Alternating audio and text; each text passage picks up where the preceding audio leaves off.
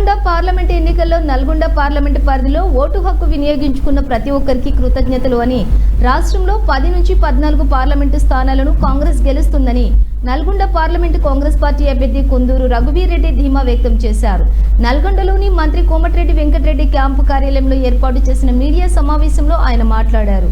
Parliament ఎన్నికల్లో పనిచేసిన జిల్లా మంత్రులు కోమటిరెడ్డి వెంకటరెడ్డి, ఉత్తమ్ కుమార్ రెడ్డి, జిల్లా అధ్యక్షులు శంకర్ నాయక్, పార్టీ నాయకులకు, కార్యకర్తలకు, కాంగ్రెస్ పార్టీకి ఓటేసిన ప్రజలకు, యువత, మహిళలందరికీ ఆయన ధన్యవాదాలు తెలిపారు.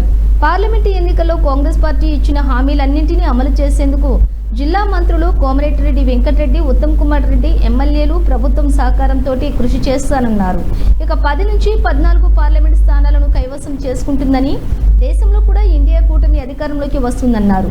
ప్రచార సమయంలో తనపై ఆరోపణలు చేసిన మాజీ ఎమ్మెల్యే గాదరి కిషోర్తో పాటు ఆ పార్టీ నాయకులు ఆరోపణలు చేసే సమయంలో గౌరవంగా ప్రజల గౌరవాన్ని కాపాడే విధంగా ఉండాలన్నారు.